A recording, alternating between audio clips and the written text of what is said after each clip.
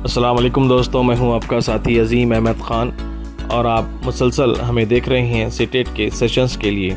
आप तमाम से गुजारिश है कि चैनल को ज़रूर सब्सक्राइब करें ताकि हमारी आने वाली वीडियोस आप तक वक्त पर पहुंच सके। साथ ही साथ आपका फ़ीडबैक कमेंट बॉक्स में ज़रूर दें और सभी सीटेट देने वाले तलबा और तालिबात तक इन वीडियोज़ को ज़रूर शेयर करें। चलिए, अस्सलाम वालेकुम। आज हम सीटेट के दिसंबर 2022 में उर्दू ज़ुबान का जो पेपर था उसको हम यहाँ पर लाइव सॉल्व करने की कोशिश करेंगे।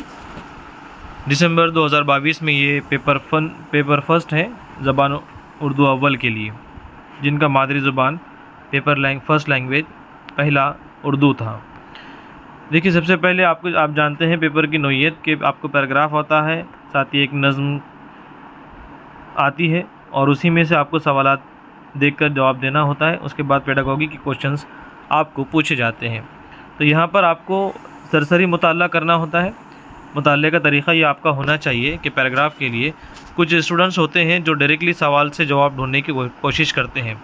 तो जिन लोगों का कंप्रहेंशन अच्छा है वो डायरेक्ट मेथड यूज़ कर सकते हैं लेकिन हमारी नज़र में सरसरी मुताला इक़्तिबास का कर लेना चाहिए। उसके बाद आपको जवाब ढूंढने में आसानी होगी। सरसरी मुताले में फ़ायदा ये होता है कि आप उन अल्फाज से गुज़रे होते हैं और आप कॉम्प्रहेंशन में थोड़ी बहुत चीज़ें 30 सेकंड के अंदर आपको ये इक़्तिबास पढ़ना होता है, ठीक है। उसके बाद एक मिनट से कम वक्फे में इंशाल्लाह आप उर्दू के इन सवालात के जवाब तलाश कर सकते हैं। तो यहाँ पर हम आगे बढ़ते हुए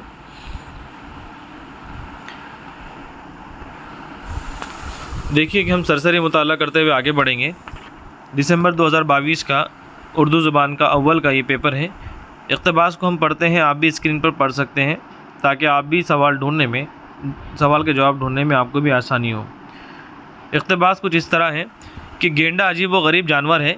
ये हज़ारों साल पहले दुनिया में मौजूद है। गंदगी में रहता है। इसका जिस्म तो बहुत बड़ा होता है लेकिन आँखें बेहद छोटी होती हैं, इसलिए वो दूर की चीज़ों की मुश्किल से देख पाता है।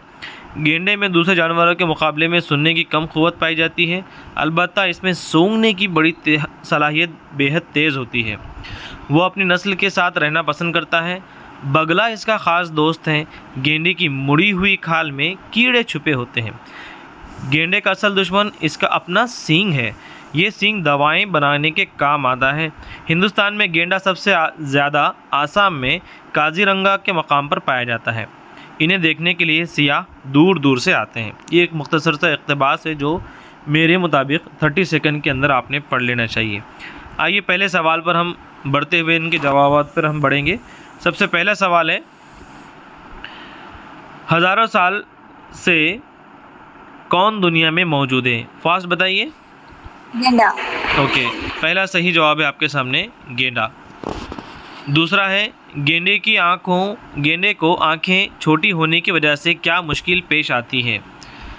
तो अगर आपने लुत्फ़अंदोज़ी के साथ पढ़ा है अगर 30 सेकंड में, तो आप बहुत आसानी से जवाब ढूंढ सकते हैं। सवाल है कि गेंडे देखने में मुश्किल होती है जी, उसकी छोटी आँखें होने की वजह से दूर की चीज़ें वो मुश्किल से देख पाता है। वो यहीं पर है आपके लिए, ठीक है। तो यहाँ पर आगे सरसरी मुताले जितना आप लुत्फ़अंदोज़ी के साथ पढ़ेंगे उतने जल्दी आपको जवाबात मिलेंगे। तो इसका दूसरा जवाब है वो दूर की चीज़ों को मुश्किल से देख पाता है। नेक्स्ट है सवाल नंबर 3, गेंडे में कौन सी सलाहियत बेहद तेज़ होती है? इसको भी मैंने अच्छे से अदा करने की कोशिश किया था आपके सामने। सूंघने की सलाहियत बहुत तेज़, सूंघने की सलाहियत जी। तो इसका यहाँ पर तीसरे सवाल का जवाब है बी, सूंघने की सलाहियत। सवाल नंबर 4 है, गेंडे का ख़ास दोस्त कौन होता है? दोस्त कौन है गेंडे का? बगला। Very good. बगला यहाँ पर गेंडे का ख़ास दोस्त है। तो मैंने आपको छोटी सी टिप्स यहाँ पर ये दिया हूँ कि जब भी आप उर्दू का इक़्तिबास पढ़ें तो लुत्फ़अंदोज़ी के साथ पढ़ें और सरासरी पढ़ें फास्ट। तो इंशाल्लाह आपको जवाब देखने की भी ज़रूरत नहीं पड़ेगी। इतने आसानी से आप इसके जवाबात कम टाइम बचाते हुए अपने वक्त को सही इस्तेमाल भी कर पाएंगे और अपने वक्त की बचत भी कर पाएंगे। सवाल नंबर 5 है, गेंडे की मुड़ी हुई खाल के नीचे क्या छुपे होते हैं? तो ये भी हमने जी, गेंडे की खाल के नीचे कीड़े होते हैं। सवाल नंबर 6 है, गेंडे का असल दुश्मन कौन होता है? ये भी हमने जोर देकर कहा था कि गेंडे का असल दुश्मन उसका खुद का सींग होता है। ठीक है, तो यहाँ पर इसका सही जवाब है ऑप्शन ए। सवाल नंबर 7 है, गेंडा सबसे ज़्यादा किस मकाम पर पाया जाता है? लास्ट में पढ़े हमने, आसाम के काजीरंगा। जी, आसाम के काजीरंगा। तो यहाँ पर बी ऑप्शन सही है। नेक्स्ट है, सयाह की जमा। अब यहाँ पर इक़्तिबास पर मबनी सवाल जवाब ख़त्म हो चुके हैं, लेकिन यहाँ पर हो सकता है कि कुछ अल्फाज यहाँ पर सवालात जो है वो इसी इक़्तिबास में से आए या फिर आपको उर्दू क़वायद के सवाल पूछे जाएं। तो यहाँ पर सवाल नंबर 8 का आपके सामने ऑप्शन है, सयाह की जमा क्या है? सयाह को इंग्लिश में कहते हैं टूरिस्ट।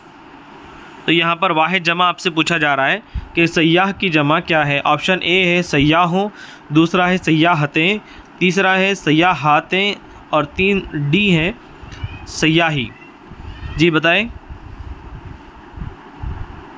क्या हो सकता है जवाब? Fast, not more than 1 minute. Sir इसके ऑप्शन से एक बार दिखाइए स्क्रीन पर। स्क्रीन आपके सामने है। सयाह की जमा क्या है? सयाह कहते हैं टूरिस्ट को, सयाहों, सयाहतें, सियाहातीन और डी है सयाही। जी सयाहों, सही ऑप्शन, जी ऑप्शन ए सयाहों। ठीक है, इसी के साथ साथ और एक लफ्ज़ है मल्लाह। ठीक है, अगर मल्लाह की जमा पूछता है तो उसका जमा क्या होगा? मल्लाहों। जी ठीक है, ये जी भी आप सर। साथ ही साथ याद रख लें आप। उसके बाद नेक्स्ट है, गंदगी का मुतज़ाद क्या है? सफाई, सुथराई, गलाजत या गलीज़? गंदगी का मुतज़ाद क्या है? ज़िद बताइए, गंदगी का ज़िद क्या है? सफाई। जी, यहाँ पर अगर आप सवाल नंबर 9 का सही जवाब ए है, जिसे हम सफाई कहते हैं। ठीक है, उसके ऑप्शन में बी सुथराई है और सी गलाजत है और तीसरा है गलीज़। यहाँ पर मुतज़ाद पूछा गया है इसलिए हमने सफाई कहा। अगर हम माने पूछता तो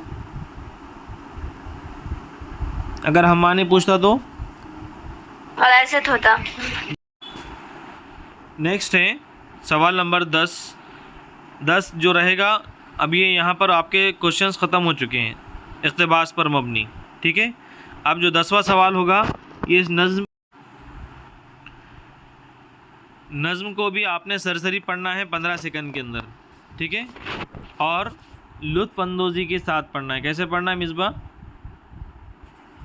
लुत्फ़अंदोज़ी के साथ। ठीक है, लुत्फ़अंदोज़ी के साथ आप कैसे पढ़ेंगे? देखिए इधर, ख़त्म हुआ दिन, सूरज डूबा, शाम हुई और उभरे तारे, दूर कहीं ठंडे ठंडे तेज़ हवा के झोंके आए, कांधों पर अपने वो उठाकर छोटे छोटे बादल लाए, इनको देखे और भी बरसा नूर मसरत का तारों से, कोई छुपा कोई निकला बादल इनके अंबारों से।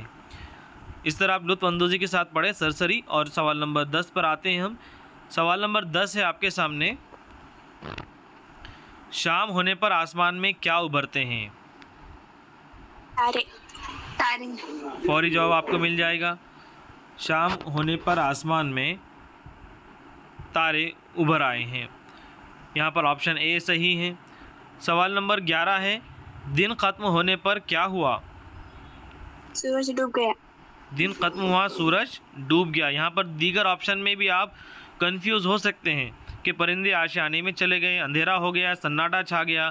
तो यहाँ पर अपना लॉजिक लगाने की कोशिश नहीं करना है। इक़्तिबास में जिन अल्फाज का इस्तेमाल हुआ है उर्दू के अंदर, उन्हीं अल्फाज को यहाँ पर जवाबात की सूरत में देना है।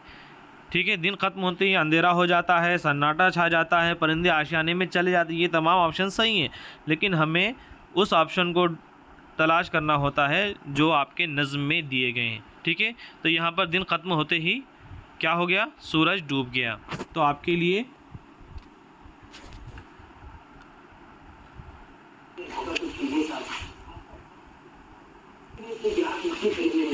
ऑप्शन कौन सा सही है? पहले का ऑप्शन नंबर 1, दूसरे का ऑप्शन नंबर जी वो भी 1 है। ओके।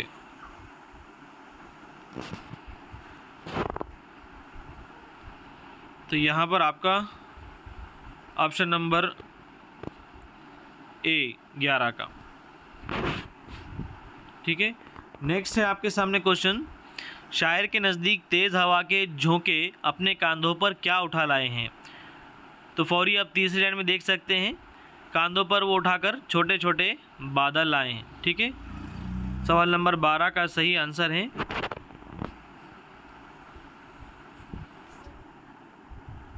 छोटे छोटे बादल, ठीक। समझ में आ रहा है सानिया मैडम? तकदुस? जी सर। ओके चलिए। जी सर। सवाल नंबर 13 है, शायर के नज़दीक छोटे बादलों को देखकर तारे पर कौन सा नूर बरसने लगा। तो यहाँ पर ए मसरत का नूर बरसने लगा, इनको देख के और भी बरसा नूर मसरत का तारों से। तो यहाँ पर सवाल नंबर 13 का ऑप्शन ए सही जवाब है, ठीक। सवाल नंबर 14 है, बादल के इन डैश से, ठीक है। आखिरी लाइन है आपके पास, बादल के इन अंबारों से। तो यहाँ पर सवाल नंबर 14 के लिए ऑप्शन 4 यहाँ पर नज़र आएंगे आपको। तो इन चारों ऑप्शन में अंबारों वाला ऑप्शन ए सही रहेगा, ठीक। सवाल नंबर 15 है, दिन का मुतज़ाद क्या है। पहले आपको इक़्तिबास में भी मुतज़ाद लफ्ज़ पूछा गया ज़िद, यहाँ पर नज़्म में भी आपको मुतज़ाद लफ्ज़ पूछा गया दिन का। बताइए सही जवाब फास्ट। रात। यहाँ पर शाम इस्तेमाल हुआ इसलिए शाम आएगा। अच्छा, और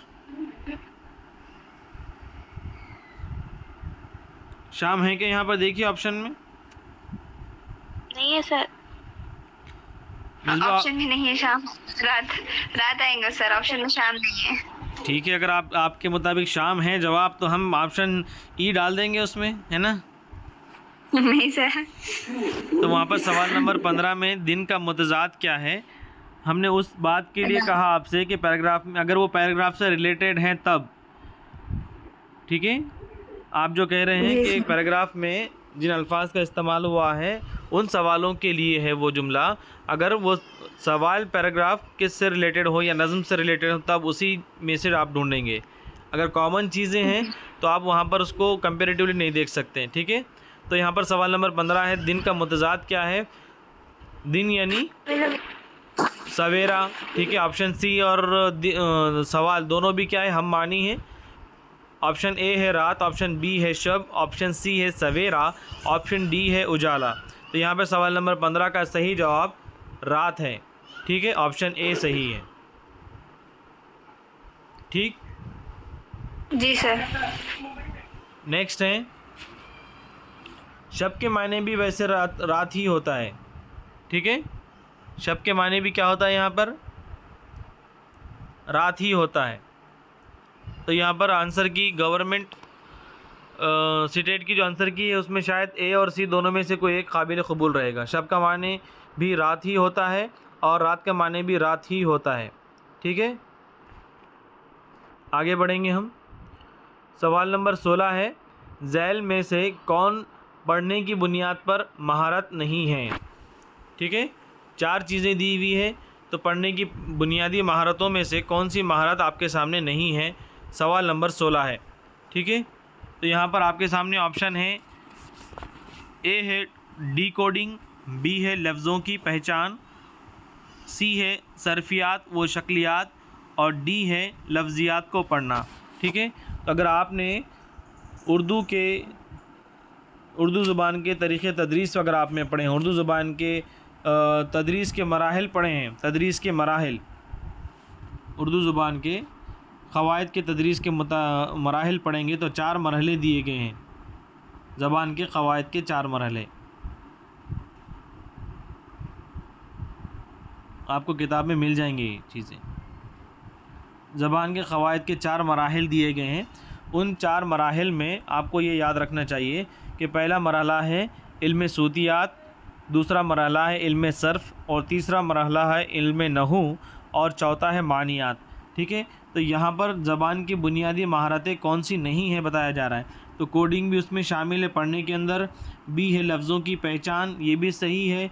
लफ्ज़ियात को पढ़ना ये भी उसी बुनियादी महारतों में आता है। अलबत्ता यहाँ पर सवाल नंबर जो ऑप्शन नंबर सी है, सर्फियात व शक्लियात, वो इन मराहिल में या महारतों की बुनियादों में शामिल नहीं है।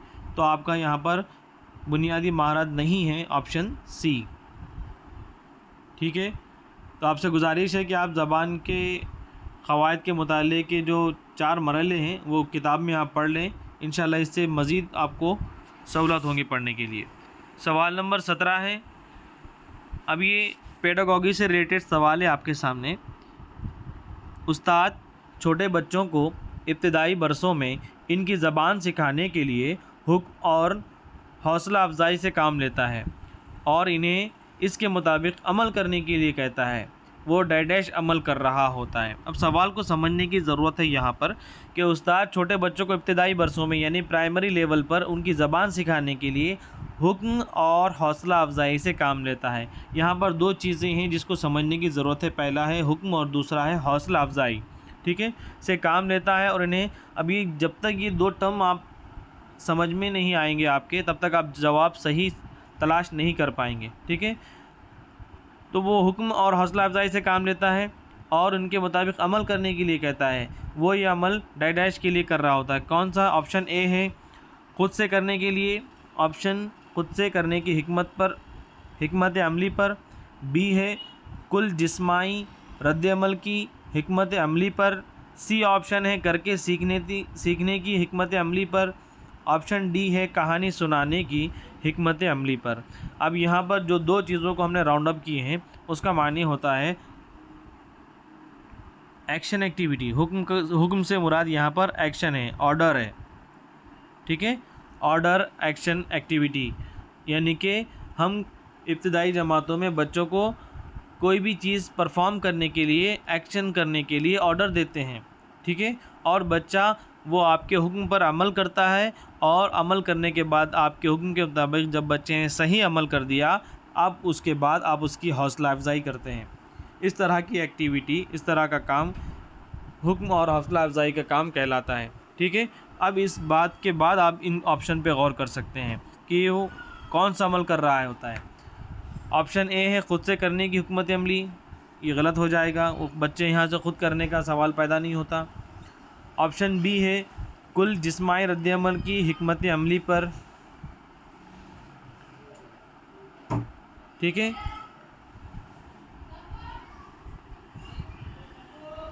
ऑप्शन सी है करके सीखने की हिकमत अमली पर, यानी कि लर्निंग बाय डूइंग। डी है कहानी सुनाने की हिकमत अमली, ये इससे रिलेटेड नहीं है। ठीक है, 2 ऑप्शन आपके सामने हैं, बी और सी। कुल जिस्मानी रद्द अमल की हिकमत अमली है और करके सीखने की हिकमत अमली है। ठीक है, तो यहाँ पर दोनों अप्रॉक्सीमेटली हैं, लेकिन सही जवाब आपके लिए ऑप्शन बी है। ठीक है, सही जवाब आपके लिए ऑप्शन बी है, जिस्मानी रद्द अमल की हिकमत अमली पर। जिस्मानी रद्द अमल क्यों कहा हमने? क्योंकि यहाँ पर टीचर हुक्म दे रहा है, ऑर्डर कर रहा है। ठीक है, और किस लिए काम हो रहा है? ये ज़बान सिखाने के लिए। क्या आप वहाँ बैठिए, वो लेकर आइए, पानी दीजिए, अपनी नोटबुक को ऊपर उठाइए, इस तरह की एक्टिविटी। ठीक है, ताकि बच्चा अपनी ज़ुबान को जिस्मानी रद्द अमल की हिकमत अमली के साथ सीख सकें। समझ में आया ये सवाल? जी सर। चलिए, तो यहाँ पर बी ऑप्शन सही होगा। सवाल नंबर 18 है आपके सामने। ज़ुबान डैश का एक समाजी आला है। ज़ुबान डैश का समाजी आला है। तो ज़बान के सबक में हमने अपने वीडियो सीरीज़ में भी देखा है कि ज़बान किस चीज़ का समाजी आला कार है। ऑप्शन ए है तग़य्युर का, ऑप्शन बी है तामुल का, ऑप्शन सी है नक़ल यानी इमिटेशन का, ऑप्शन डी है मदाखलत का। तो आमतौर पर ये जवाब क्या होगा, कोई बता सकता है? किस चीज़ का समाजी आलाकार है, वसीला है। तग़य्युर का तो सवाल पैदा नहीं होता, तग़य्युर का मतलब होता तब्दीली का। नकल या इमिटेशन, इसका भी कोई ताल्लुक़ नहीं है। मदाखिलत, इंटरवेंशन, ये भी इससे कोई रिलेटेड नहीं है। यहाँ पर सही जवाब है आपके लिए तामुलात का, ठीक है, इंटरेक्शन का, ठीक है। गुज़िश्ता वीडियो में ही हमने वाइगोट्स्की का समाजी तामुल का नज़रिया देखे हैं। उसके अंदर वाइगोट्स्की ने कहा था कि ज़बान समाजी कम्युनिकेशन का एक बेहतरीन वसीला है, तामुलात का, इंटरेक्शन का, ठीक है। तमाम फ़र्द को, स्टूडेंट को और समाज को जोड़ने का जो काम करता है वो ज़बान करता है। इसलिए यहाँ पर ऑप्शन बी सही है, तामुलात का, इंटरेक्शन का, ठीक है। तो यहाँ पर सवाल नंबर 18 का हमने जवाब देखा बी, तामुल, इंटरेक्शन का समाजी आलाकार है ज़बान, ठीक है। नेक्स्ट है क्वेश्चन नंबर 19। मतन के मुताले के दौरान तफासील, जगहों, नामों, तवारीख़, वक्त वग़ैरह के तयन की अहलियत है। सवाल को समझने की ज़रूरत है कि मतन के मुताले के दौरान हमें तफासील, जगहों, नामों, तवारीख़ और वक्त वग़ैरह के तयन की अहलियत है। क्या चीज़? ऑप्शन ए आलमी इदराक, मकामी इदराक, नताइज अख्ज़ करने। ऑप्शन डी है मतन की ताबीर। तो यहाँ पर सवाल नंबर 19 में किसी भी मतन के मुताले के दौरान उसकी तफसील, जगह, उनके नाम, तवारीख़ और वक्त के तयन की अहलियत, यानी कि किसी भी मतन को आप पढ़ रहे हैं, उस मतन के मुताले के दौरान कोई वाक़या आपकी नज़रों के सामने गुज़रता है या कोई चीज़ आपके सामने गुज़रती है, तो उसकी तफसील, वहाँ की जगह और उस नामों के मुतालिक, उस वक्त की तारीख़ के मुतालिक, या फिर उस वक्त के, उस दौरान वक्त वग़ैरह के तयन की अहलियत क्या कहलाती है। नंबर 1 है आलमी इदराक, ऑप्शन बी है मकामी इदराक, सी है नताइज अख्ज़ करने की और डी है मतन की ताबीर। तो यहाँ पर मतन के मुताले की बात चल रही है, तो आपको ये जितनी भी चीज़ें आपके सामने पेश की गई हैं, जगहों, नामों, तवारीख़ और वक्त, इन तमाम की अहलियत जो है वो मकामी इदराक कहलाती है। मकामी इदराक उसे कहेंगे। किसी भी वक्त, किसी भी मकाम के बारे में, वहाँ के नामों के बारे में, वहाँ के फ़ासलों के बारे में, तारीख़ के बारे में, वक्त के बारे में जो अहलियत है वो मकामी इदराक कहलाती है। तो ऑप्शन बी यहाँ पर 19 का सही है। आगे बढ़ते हैं सवाल नंबर 20 पर।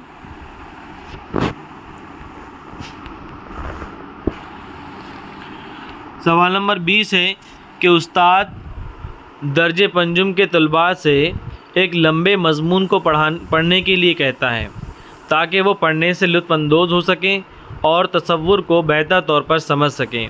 वो डैश अमल कर रहा है। अब यहाँ पर दो चीज़ें हैं पढ़ने के दौरान। सवाल आप गौर करें कि लंबे मज़मून के पढ़ने के लिए कह रहा है, ठीक है। तो वो मुताला किस किस्म का मुताला है? ऑप्शन ए है तौसीई मुताला, ऑप्शन बी है बग़ैर मुताले पर, ऑप्शन सी है आड़ी तिरछी लकीरों को मिलाकर पढ़ने पर, ऑप्शन डी है मिलकर पढ़ने पर, ठीक है। तो यहाँ पर आपके लिए समझने की ज़रूरत है, दर्जे पंजुम है और यहाँ पर लंबा मज़मून पढ़ा जा रहा है, ठीक है। और पढ़ने के साथ साथ जिन चीज़ों पर तवज्जो दिलाई जा रही है वो है लुत्फ़अंदोज़ी, ठीक है। लंबा मज़मून, जमात पंजुम, और बात वहाँ पर कहा जा रहा है कि तसव्वुर को बेहतर तरीक़े से समझ सकें। ये तमाम तर सिफ़ात कौन से मुताले में आती है? मुताले की अक़साम यहाँ पर हमको मालूम होना ज़रूरी है, ठीक है। मुताले की अक़साम यहाँ पर हमें मालूम होना ज़रूरी है, ठीक है। तो मुताले के अक़साम हमने आपको बताए थे, या अगर आप किताब है आपके पास तो आप ढूंढ सकते हैं कि मुताले की 3 अक़साम हैं। नंबर 1 है सरसरी मुताला, दूसरा है स्कैनिंग और तीसरा है अमीक़ और तौसी मुताला। ठीक है, अमीक़ या तौसी मुताला। पहला ऑप्शन। तो यहाँ पर आप ये अगर आपने मुताले की अक़साम को पढ़ा है तो आप यहाँ पर आसानी से समझ सकते हैं। तो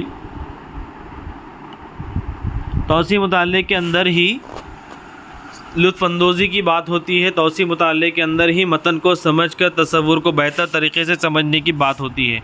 सरसरी मुताले में तो हम सिर्फ़ मरकज़ी ख़याल को मद्देनज़र रखते हुए हम सरसरी मुताला करते हैं और समझ जाते हैं कि मतन दिया गया मतन इक़्तिबास किस से रिलेटेड है, किस मौजू से रिलेटेड है, वो हम सरसरी मुताले में करते हैं। स्कैनिंग में हम किसी चीज़ की तलाश करते हैं, अपने सवाल की जवाब की तलाश करते हैं।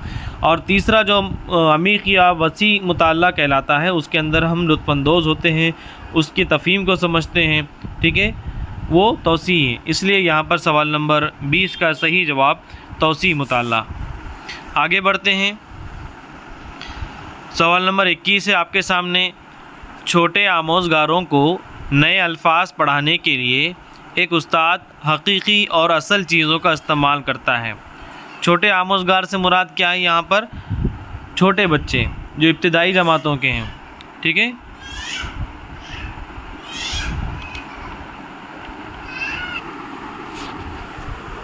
चलिए आपने इसका अंदाज़ा लगा दिए होंगे सवाल के जवाब का।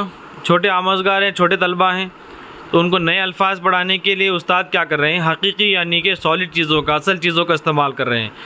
क्यों कर रहे हैं? ऑप्शन ए है लफ्ज़ों के सही हिज्जे पढ़ाने में माउन होता है। बी है सिर्फ चीज़ों की मदद से हम लफ्ज़ियात की तदरीस कर सकते हैं। ऑप्शन सी है छोटे आमोज़गार मुजर्रिद फ़िक्र के अहल नहीं होते। ऑप्शन डी है ये छोटे बच्चों के लिए या बच्चों के लिए असल ज़िंदगी में देखी हुई चीज़ों से अल्फाज को मरबूत करने में मुआवन होते हैं। क्या ख्याल है आपका? सही जवाब फौरी बताएं।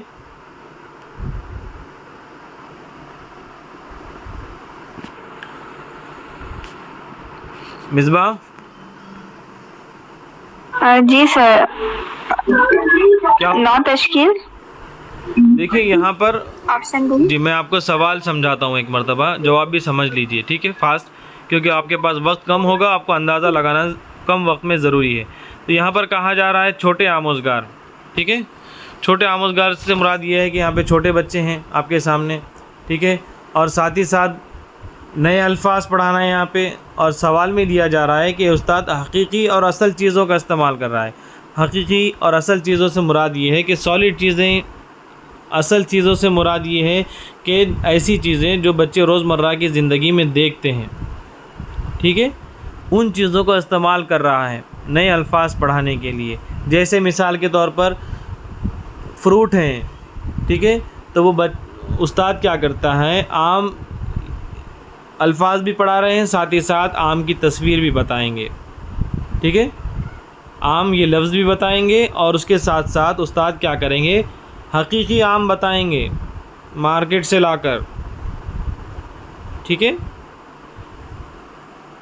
ये अल्फाज पढ़ा रहे हैं। साथ ही साथ सेब हैं और भी मुख्तलिफ़ किस्म की चीज़ें, असल चीज़ें, हकीकी अशिया के साथ मौलिम तदरीस कर रहा है। इस तरह की तदरीस क्यों की जाती है? देखिए ये चीज़ आपको NCF 2005 में भी बताई गई। ये हमने गुज़िश्ता वीडियो में आपको बताया था। 2005 का जो NCF है, नेशनल करिकुलम फ्रेमवर्क, वो आपसे ये कहता है कि मौलिम की तदरीस, मौलिम की जो टीचिंग है वो तलबा के लिए रोज़मर्रा की ज़िंदगी से मरबूत होनी चाहिए। देखे थे आपने NCF में पॉइंट। तो वो सिर्फ ज़ुबान ही में नहीं, सिर्फ साइंस में नहीं, सिर्फ मैथमेटिक्स में नहीं, बल्कि तमाम मज़ामीन के लिए यही गाइडलाइंस हैं कि आपकी टीचिंग बच्चों की रोज़मर्रा की चीज़ों से मरबूत होनी चाहिए, इंटरलिंक्ड होनी चाहिए। इसलिए यहाँ पर आपका जो सवाल का जवाब है ऑप्शन डी सही है। समझ में आया? जी सर। जी सर। चलिए सवाल नंबर 22 है।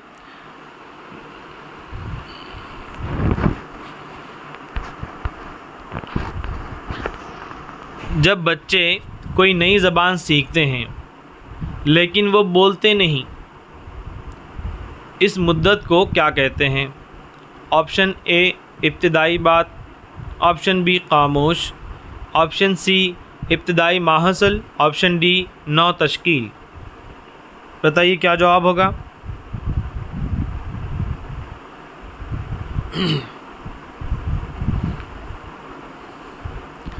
अब देखिए, इस सवाल पे गौर करने के बाद आपको ये समझ में आएगा कि ज़बान की यहाँ पर बच्चे कोई नई ज़बान सीखते हैं।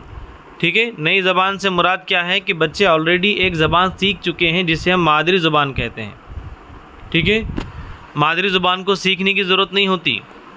हमने आपको गुज़िश्ता पीरियड में भी बताए हैं और गुज़िश्ता इक्तिसाब और आमोजिश के मरहले में भी हमने आपको बताए हैं कि नई चीज़ें बच्चों को सीखना, नई चीज़ों को सीखना, ये आमोजिश कहलाता है, हम इसे सीखने का अमल कहते हैं।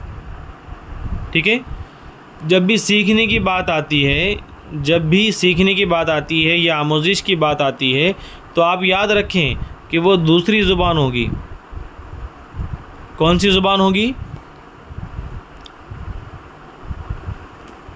दूसरी ज़ुबान होगी। ठीक है, और दूसरी ज़ुबान कोई भी हो सकती है मादरी ज़ुबान के अलावा। ठीक है, तो दूसरी ज़ुबान के सीखने के मराहिल आपको किताब में मिलेंगे। ठीक है, दूसरी ज़ुबान के सीखने के मराहिल अगर आप देखें तो उसमें सीखने के मराहिल भी हैं और दूसरी ज़ुबान यानी ज़बान की तदरीस के तरीक़े मौजूद हैं। उन तरीक़ों में बहुत मुख्तलिफ़ किस्म के तरीक़े आपके सामने आते हैं।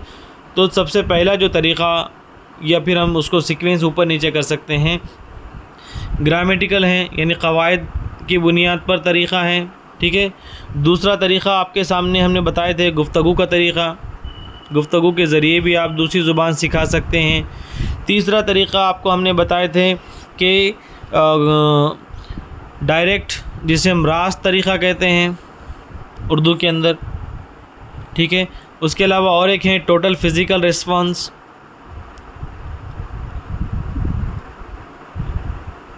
बच्चे अपने जिस्मानी आज़ा, हरकत और सकनात के ज़रिए ज़बान सीखते हैं। ठीक है, इस तरह के हमने आपको ज़बान की तदरीस के तरीक़े बताए थे। उन तरीक़ों में से एक तरीक़ा ये है जिसे हम कहते हैं इंग्लिश के अंदर साइलेंट वे लर्निंग। साइलेंट वे लर्निंग यानी, समझ में आया? नई ज़बान सीखने के लिए जो तरीक़े हैं, दूसरी ज़ुबान सीखने के तरीक़े उसमें। ठीक है, आगे बढ़ें। तो सही जवाब बी है आपके लिए। सवाल नंबर 23 है। आवाज़ आ रही है सभी को क्लियर? चलिए, सवाल नंबर 23 है। ज़बान का मौसर उस्ताद, जो बेहतरीन उस्ताद है ज़बान का, वो इन चारों ऑप्शन में से आप देखिए कि पहला ऑप्शन है दरसी किताब में दिए हुए सवालों के तमाम जवाबात बच्चों को सिखाएगा, सवाल के जवाब सिखाएगा किताब में के। बी ऑप्शन है तदरीस के लिए मतन के साथ दूसरे वसाइल का इस्तेमाल करेगा, कंटेंट के साथ। ऑप्शन सी है सिर्फ दरसी किताबों में दिए हुए सवालात की मदद से सवालनामा तैयार करेगा। ऑप्शन डी है सिर्फ मौजूदा किताबों पर मुनस्सर होगा।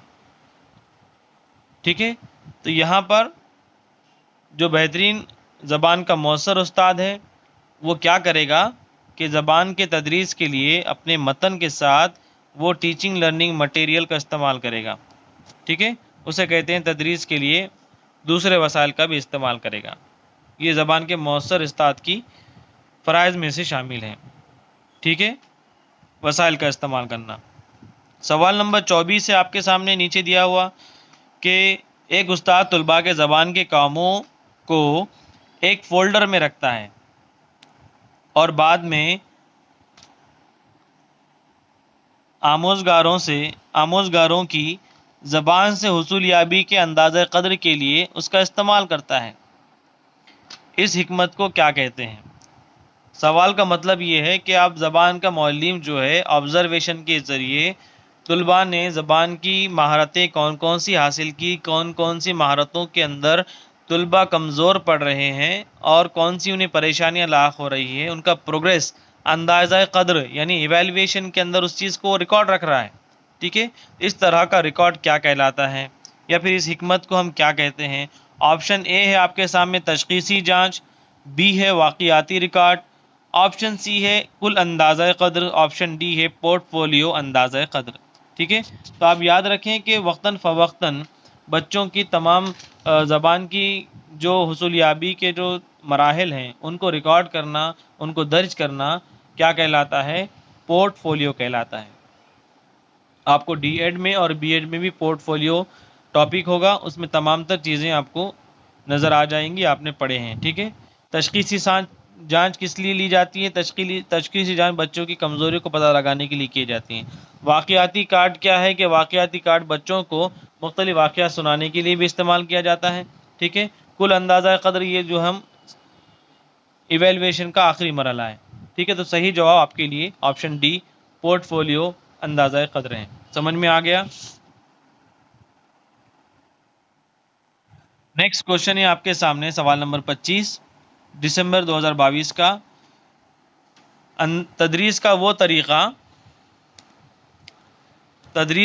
तरीक़ा जो हदफ ज़बान की आमोजिश में आमोज़गार की मादरी ज़बान की मदाखलत की इजाज़त नहीं देता, वो कौन सा तरीक़ा है? सवाल फिर से सुन लीजिए।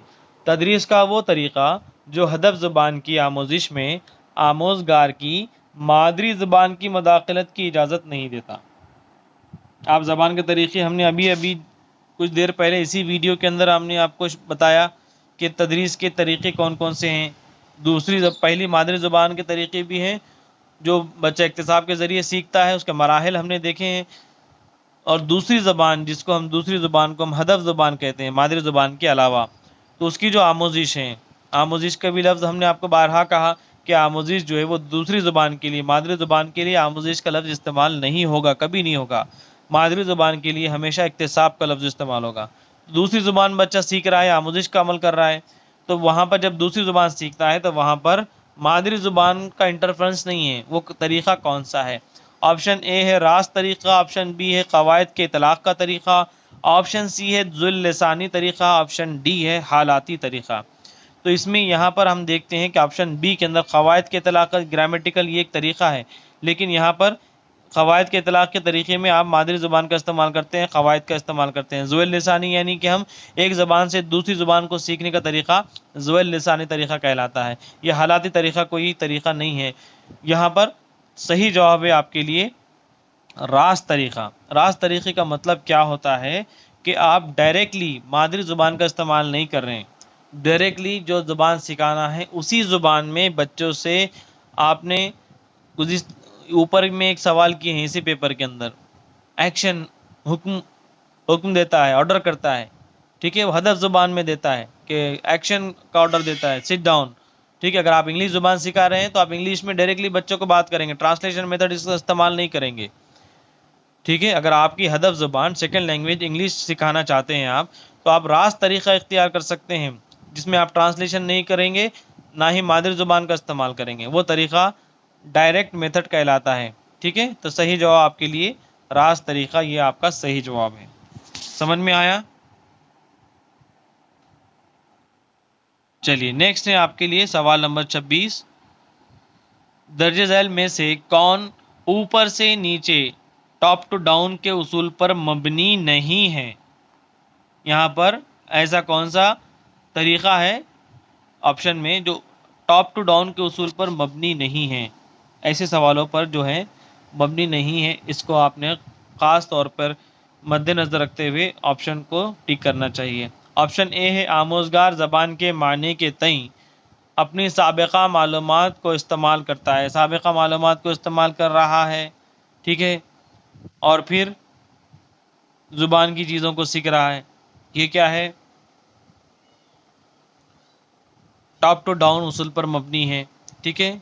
उसूल पर मबनी है। ऑप्शन बी है तुलबा जब कुछ सुनते हैं या पढ़ते हैं तो आने वाले वाक़यात के बारे में पेश क़यास करते हैं। ठीक है। ऐसा हुआ होगा, वैसा हुआ होगा, उसे हम कहते हैं कि क़यास को पेश करना। ये भी क्या है? ऊपर से नीचे यानी टॉप टू डाउन उसूल पर मबनी है, ये ख्याल भी। तीसरा ऑप्शन है इनफरादी लफ्ज़ों और मुहावरों पर गौर करके ज़बान को समझना। ऑप्शन डी है वो नज़मों या कहानियों से शुरू करते हैं फिर हुरूफ पर आते हैं। ठीक है। ये डी वाला भी है, नज़मों कहानियों से शुरू करना फिर हुरूफ पर आना, ये टॉप टू डाउन या डाउन टू अप इन मराहिल में आता है। ऑप्शन सी जो है ये उसूल पर मबनी नहीं है। ठीक है, तो ये आपके लिए सही जवाब है। सवाल नंबर 27 है आपके सामने, तदारुकी ताउनी तदरीस, जिसे इंग्लिश में कहते हैं रेमेडियल टीचिंग। ऑप्शन ए तुलबा की आमोजिश में कला को पुर करती है, बी है गलत समझे गए तस्वुरात की तस्हीह करती है, सी है क्लास में यकसानियत बरकरार रखने में माउन होती है, डी है ज़बान के नए उसूल मुतारफ़ करवाती है। तो हम बखूबी जानते हैं, अभी हमने आपको तस्करा भी किया, पहले हम तशख़ीसी जांच करते हैं, तशख़ीसी जांच में बच्चों की कमज़ोरियों का अंदाज़ा लगाते हैं और उसके बाद जो बच्चों की जो कमज़ोरियाँ हमें नज़र आती है हम उन कमज़ोरियों को रेमेडियल टीचिंग के ज़रिए पुर करने की कोशिश करते हैं। ऑप्शन ए यहाँ पर सही जवाब है। तलबा की आमोजिश में जो कला रह गया है उसको रेमेडियल टीचिंग के ज़रिए ताउनी या तदारुकी के ज़रिए हम उसे दूर करने की कोशिश करते हैं। ठीक है, समझ में आया। सवाल नंबर 28 है आपके सामने, ये बहुत कॉमन सवाल है और इन जो आपके सामने ऑप्शन है तो कंपलसरी इसमें से कोई ना कोई किसी न किसी सब्जेक्ट में ये सवाल आता है सीटेट के अंदर, जिसे हम कमज़ोरियाँ कह सकते हैं या फिर हम उसे डिफिशिएंसी डिजीजेस कह सकते हैं या फिर हम बच्चों की कमज़ोरियाँ हैं ख़ास तौर पे।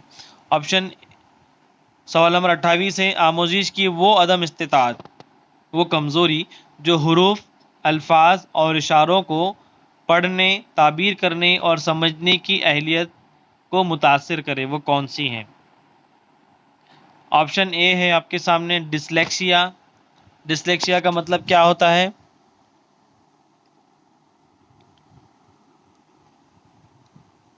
हम आखिरी में बताएंगे। ऑप्शन बी है डिसकैलकुलिया। डिसकैलकुलिया आदाद और शुमार का, ठीक है, कैलकुलेशन बच्चों को नहीं आता है। ऑप्शन सी,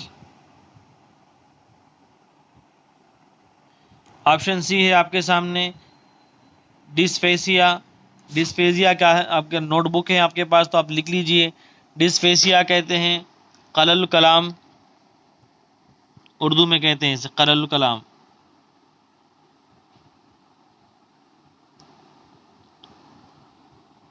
ठीक है। ऑप्शन डी है डिस्प्रैक्सिया। डिस्प्रैक्सिया कहते हैं असरुल हरकत को, उर्दू में भी आपके टर्मिनोलॉजीज लिख लीजिए आप, असरुल हरकत।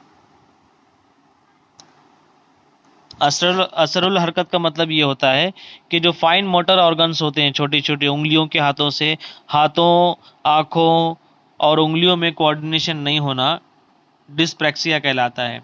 डिस्फ्रेजिया क्या कहलाता है कि बात करने में, बच्चों को अदायगी में, पढ़ने में दुश्वारी होती है। ठीक है। डिसकैलकुलिया रियाजी के अंदर बच्चे को प्रॉब्लम होता है। ऑप्शन ए है यहाँ पर डिसलेक्सिया। ठीक है, तो इसका ऑप्शन ए ऑप्शन यहाँ पर आपके लिए जवाब सही है कि ऐसी वो अदम इस्तिताअत बच्चे की, ऐसी कमज़ोरी जिसमें बच्चा लैंग्वेज के मुतालिक हुरूफ हैं, अल्फाज हैं, इशारों को पढ़ने के लिए, ताबीर करने या उसे समझने के लिए कमज़ोर पाया जाता है, उसे हम डिसलेक्सिया कहते हैं। समझ में आ गया। तो इन जो अदम इस्तिताअत की जो चीज़ें हैं, ये तमाम चीज़ों को आप अपने नोटबुक में लिखिए और फिर से इसे अगर आप नहीं पढ़े हैं तो फिर से दोबारा याद कीजिए। ठीक है। आखिरी सवाल है आपके सामने, सवाल नंबर 29 है। सवाल नंबर 30 है आपके सामने 29 के दर्ज झैल में कौन सा ज़बान की क्लासरूम में तबात से सरवतमंद माहौल में शामिल है। तबात से सरवतमंद यानी कि आपने लिखावट से भरपूर आपकी क्लासरूम है, तो कौन सी शामिल है। ऑप्शन ए है क्लासरूम में लगे चार्ट, पोस्टर, क्लासरूम मुआहदे। ऑप्शन बी उर्दू के साइन बोर्ड, प्ले कार्ड, चिपियाँ, रेपर्स वगैरह। ऑप्शन सी है क्लास लाइब्रेरी की अलमारी में रखी हुई किताबें।